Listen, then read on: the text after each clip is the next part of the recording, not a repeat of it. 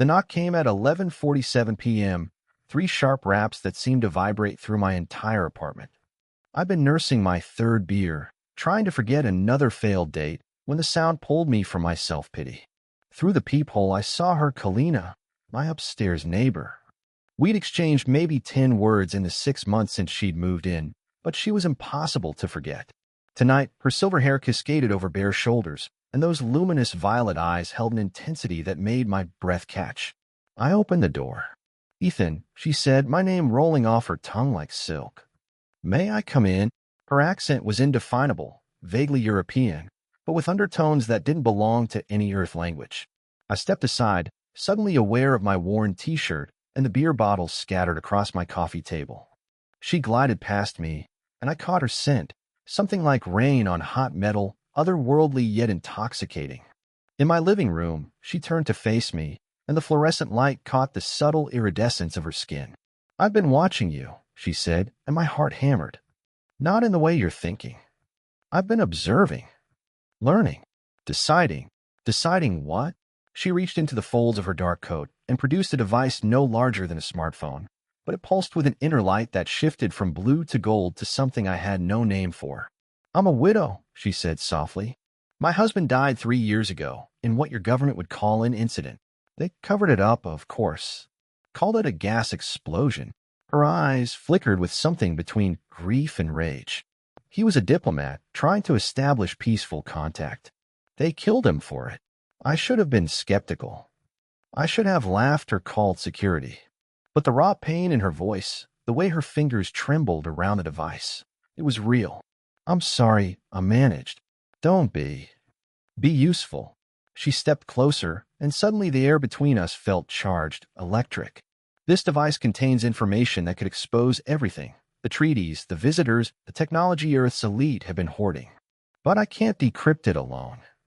I need someone with your skills." "My skills? I'm a junior software engineer at a startup. I fix bugs in grocery store apps." A ghost of a smile touched her lips. "You're also the programmer who hacked the state DMV database at 17 to change your friend's driving record. You're the one who built an encrypted messaging app just for fun. You think I chose you randomly, Ethan?" She held out the device. "One condition," she continued, her voice dropping to almost a whisper. "Absolute trust. Absolute discretion. Because once you take this, there's no going back. They'll come for us both." My hand hovered over the glowing object, my entire life balanced on this moment. "What do you really want?" I asked. Her eyes met mine, and I saw something raw there. Loneliness, desire, need. "Justice," she said. "Freedom. And maybe connection." I took the device. The device was warm in my palm, pulsing like a heartbeat. Kalina closed my fingers around it, her skin cool and smooth against mine, lingering a moment longer than necessary. "We start tonight," she said. "Your apartment isn't secure, and mine is being monitored. I know a place." 20 minutes later, we were in her car, a sleek black vehicle that drove too smoothly, too silently. She navigated through the city's empty streets with the confidence of someone who knew every camera, every blind spot. "You're taking this remarkably well," she observed, glancing at me. "I'm either having a psychotic break or the most interesting night of my life," I admitted. "Either way, I'm invested." She laughed, a genuine musical sound that made something in my chest tighten. We ended up at an old warehouse district. She led me through a door that shouldn't have opened, downstairs that shouldn't have existed, into a room that was equal parts high-tech laboratory and alien command center. "Welcome to my real home," she said, watching my reaction. Holographic displays floated in the air. Strange instruments lined the walls. And in the center, a workstation that looked like it belonged on a starship. "Jesus," I breathed. "Not quite," she said with dark humor. "See, we have work to do." For hours, we worked in tandem. She explained the alien encryption protocols. I translated them into something my Earth-based systems could parse. Our fingers moved across holographic keyboards, occasionally brushing. Each touch sent electricity up my arm. Around 3 a.m., we hit a breakthrough. A file opened, revealing communication logs between Earth's shadow government and multiple alien species. "They've been here for decades," Kalina whispered, reading over my shoulder. Her breath was warm against my neck. Trading technology for 4 test subjects. For permission to operate freely. Her voice cracked on the last word, and I turned to find tears tracking down her cheeks, glowing faintly in the low light. He found out, she said. My husband. He was going to expose them. That's why they killed him. Without thinking, I reached up and wiped a tear from her cheek. She leaned into my touch, her eyes closing. I've been alone so long, she whispered. Do you know what it's like? To be surrounded by billions of beings and feel completely isolated. Yes, I said honestly. I do. Our eyes met, held. This is dangerous, she said softly. What we're doing. What I'm feeling. I know. You should leave. Forget this. Forget me. I won't. She searched my face, then slowly, deliberately, she leaned forward. Our lips met, tentative at first, then deepening. She tasted like starlight and storms, foreign yet achingly familiar. Her hand slid to my hair as mine found her waist, pulling her closer. We broke apart, both breathing hard. This complicates things, she said, but she was smiling. Everything's already complicated, I replied. Might as well add this to the list. She laughed again, that beautiful sound, and kissed me once more before reluctantly pulling back. We need to finish this, she said, gesturing at the screens. Once we decrypt everything, we'll have maybe 48 hours before they realize what we've done. Then what? Her expression turned serious. Then we release it all. Every file, every treaty, every crime. And we run. Together. She nodded slowly. If you'll have me. A fugitive alien widow with a vendetta and a death wish. I grinned. Sounds like my type. We worked through the dawn, stealing glances, sharing touches, building something neither of us expected in the shadows of conspiracy. By noon the next day, we'd cracked 60% of the encrypted files. Kalina had moved into my apartment, officially for security, but the way she looked at me suggested other reasons. Tell me about your world, I said during a break, passing her coffee. She took it gratefully, settling beside me on the couch. Andera, she said, her eyes distant. It's nothing like Earth. 3 moons, purple skies, cities that float on magnetic fields. My people have been traveling the stars for millennia, Ethan. We've seen civilizations rise and fall. And Earth both fascinates and terrifies us. Why? Because you're so young, so volatile, capable of incredible beauty and unthinkable cruelty. She set down her cup and turned to me. When I first came here, I thought I understood humans. I'd studied your culture, your history. But understanding data isn't the same as this. This. She gestured between us. Connection. Wanting. The way my heart races when you look at me. We have similar emotions on Andera, but nothing this intense. It's like your species burns brighter. I reached for her hand. Is that why your husband came here? The intensity. Her expression darkened. Darius believed in your potential. He thought if we helped Earth mature as a species, you could become incredible allies. He was idealistic, too trusting. You loved him. I did. But it was different. She met my eyes. Safe. Comfortable. This thing with you. It's terrifying. I've known you 3 days, and I'd already risked everything to keep you alive. Before I could respond, an alarm shrieked through the apartment. Kalina lunged for her device, her face going pale. They've found us. We have maybe 10 minutes. We moved with frantic efficiency, grabbing the critical hardware, the backup drives. I stuffed essentials into a backpack while Kalina systematically destroyed anything traceable. There's a safe house, she said. 3 hours north. We need to. The door exploded inward. 4 men in tactical gear poured in, weapons raised. But these weren't normal weapons. They hummed with that same alien energy I'd seen in Kalina's device. Down. Now, the leader shouted. Kalina raised her hands, but I saw her thumb press something on her wrist device. Ethan, trust me, she said calmly. When I move, run for the fire escape. Kalina, trust me. Everything happened at once. A blinding flash erupted from her wrist. The agent stumbled back, shouting. Kalina grabbed my hand and yanked me toward the window. We crashed through onto the fire escape, glass raining around us. Behind us, Gunshots, real ones, not energy weapons. They're authorized to kill us. Kalina panted as we descended. I'm so sorry. I never meant. Later. I shouted. Run first. Apologize later. We hit the street running. Kalina's car was parked 2 blocks away, but they were already behind us, shouting, firing. A burning sensation tore through my shoulder. I stumbled, and Kalina caught me, her eyes wide with panic. No, no, no, she chanted, pressing her hand to my wound. It glowed, and impossibly, the pain began to recede. Can you run? I nodded, adrenaline overriding shock. We made it to the car. She drove like a demon, weaving through traffic, ignoring every law. Behind us, 2 black SUVs gave chase. The safe house won't work now, she said grimly. They'll have triangulated it. I need to make a call. To who? Someone I swore I'd never contact again. She glanced at me, and I saw fear in those alien eyes. My husband's brother. He's powerful, connected. And he hates me. Why? Because he blames me for Darius's death. And he's not wrong. Before I could process that, she was speaking rapidly in that musical alien language, her expression pleading.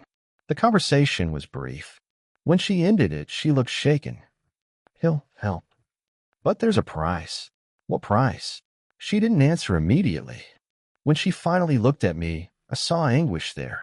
He wants me to return to Andera. Face trial for my role in Darius's death. It's the only way he'll use his influence to keep you safe. My heart stopped. No, absolutely not. We'll find another. There is no other way, Ethan. Her voice broke. You've known me for 3 days, and I've already cost you everything. Your home, your safety, possibly your life. I won't let them kill you because of my vendetta. Then we go together. You can't. Humans can't survive the journey without months of preparation. And even if you could, she swallowed hard. The trial won't be kind. I might not survive it. We stared at each other, the car still speeding through the outskirts of the city, both of us realizing what we'd found and what we were about to lose. The rendezvous point was an abandoned observatory on a cliff overlooking the ocean.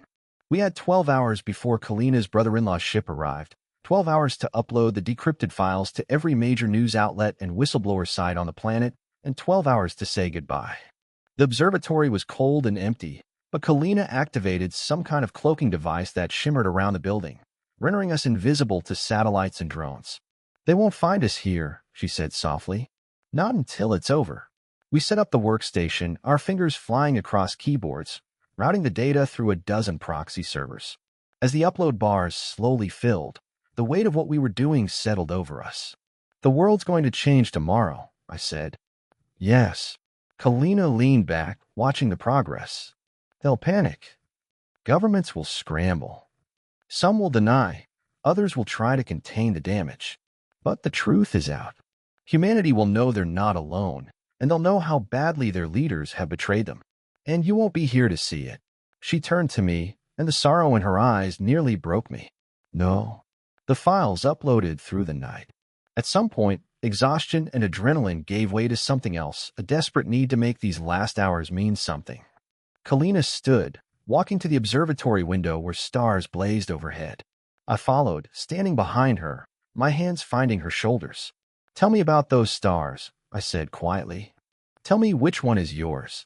She pointed to a constellation I didn't recognize. There, the third brightest point. That's Andera's sun. I used to stand on my balcony and look at your sun, wondering what it would be like to visit. Wondering if I'd ever find connection in a place so alien to everything I knew. And did you? She turned in my arms, her eyes searching mine. I found more than connection, Ethan. In 3 days, you've become.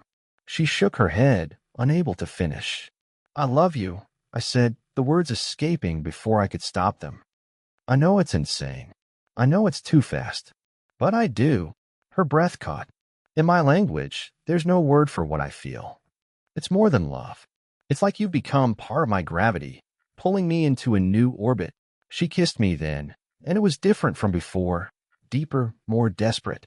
We sank to the floor, the stars watching through the glass dome as we shed clothes and inhibitions, needing to feel alive to prove this was real. Her skin glowed faintly in the darkness, patterns of light tracing paths I followed with my lips. She gasped my name in 2 languages, her nails digging into my back as we moved together, urgent and aching. Afterwards, we lay tangled together, my head on her chest, listening to her heartbeat, faster than human, a rhythm that sounded like home. "Come with me," she whispered suddenly. "We'll find a way. I'll train you, prepare you. It'll take time, but, Kalina, please, I can't lose you. Not when I just found you." I lifted my head, cupping her face. "You won't lose me. Not really.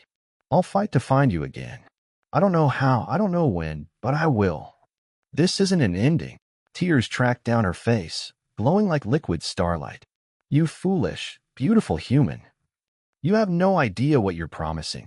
Then tell me. Tell me everything. Give me something to hold on to." So she did. For hours, she described Indera, its cities and customs, its laws and languages. She taught me phrases in her tongue, made me repeat them until the alien syllables felt natural. She described the coordinates of her homeworld, the protocols for contacting her people, the names of allies who might help a stubborn human trying to reach her. "If you come," she said seriously, "you'll be the first of your kind to set foot on Indera. They'll study you, question you. Some will resent you. In the trial, you'll have to watch me face judgment, possibly execution, and be powerless to stop it. I'll come anyway." She laughed through her tears. "Of course you will." Dawn broke over the ocean, painting the sky in shades of pink and gold. The upload completed.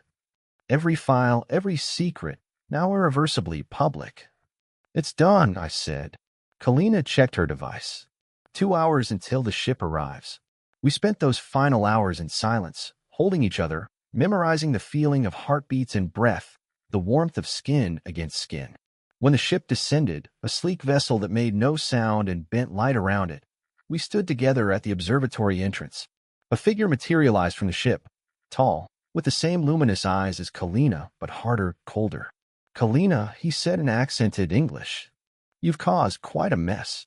Hello, Torin." His eyes flicked to me, dismissive. "The human. He'll be placed in protective custody until the chaos subsides." "No," Kalina said firmly.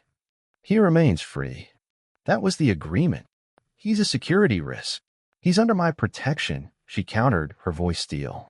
"You promised." Torin's jaw tightened, but he nodded curtly. "Fine. But don't expect mercy when you face the council, sister." "Sister." The word hit me like a punch. Kalina saw my expression and touched my cheek. "I was going to tell you. Torin is my brother, not my brother-in-law. He married my closest friend.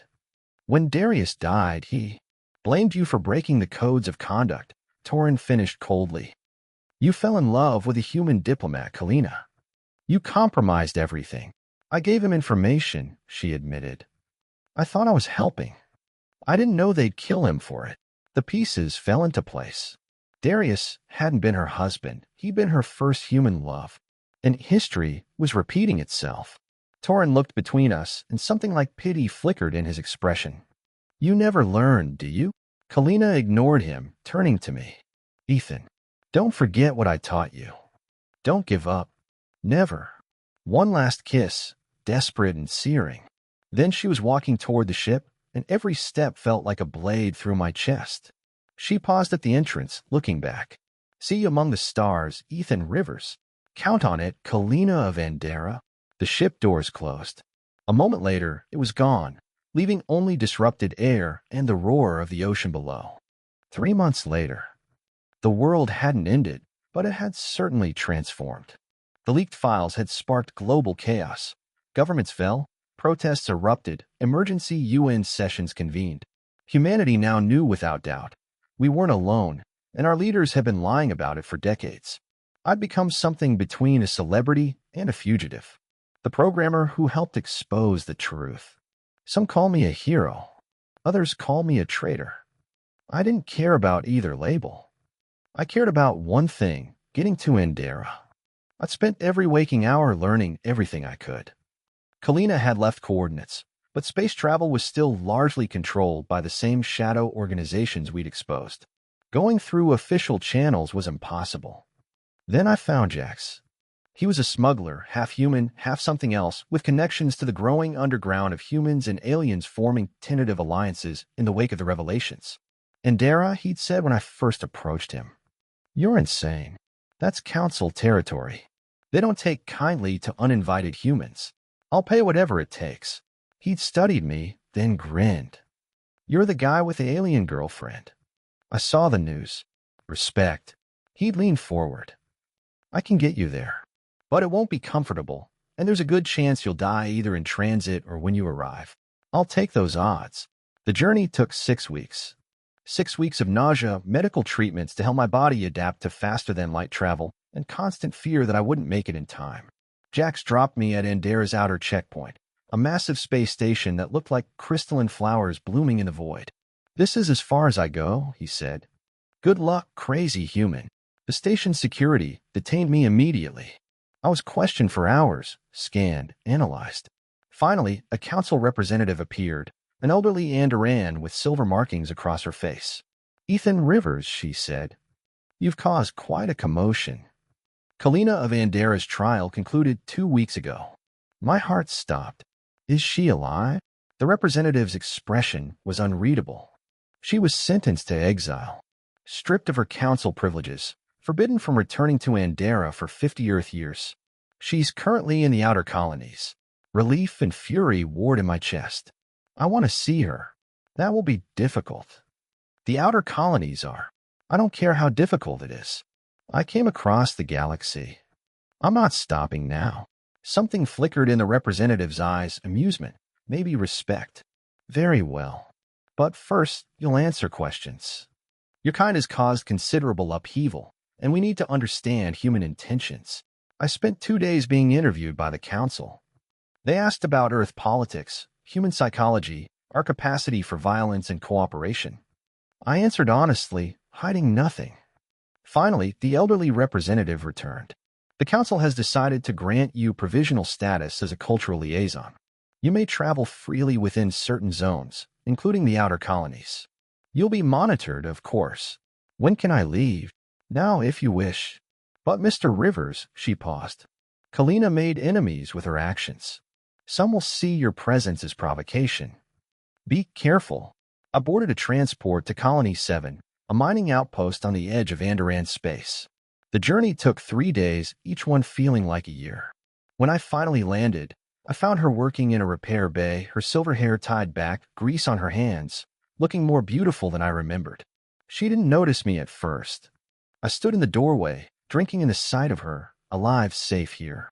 Then she turned, dropped her wrench, stared. Ethan, you didn't think I'd actually come, did you? She crossed the bay in seconds, crashing into me, and we were kissing and laughing and crying all at once. You insane, impossible human, she gasped. You actually did it. Told you I would. She pulled back, cupping my face, her eyes searching mine. They'll never let you leave now. The council will watch you constantly. You've just imprisoned yourself with me.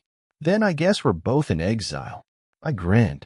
Good thing I've always wanted to see the galaxy. Her laugh was pure joy. You have no idea what you've signed up for. So show me.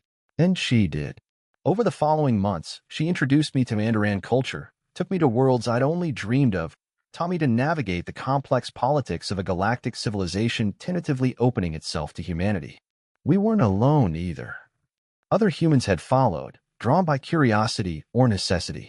Slowly, tentatively, a bridge was forming between our species. One night, sitting on the balcony of our small quarters, watching 3 moons rise over alien skies, Kalina rested her head on my shoulder. Do you regret it? She asked quietly. Everything you gave up?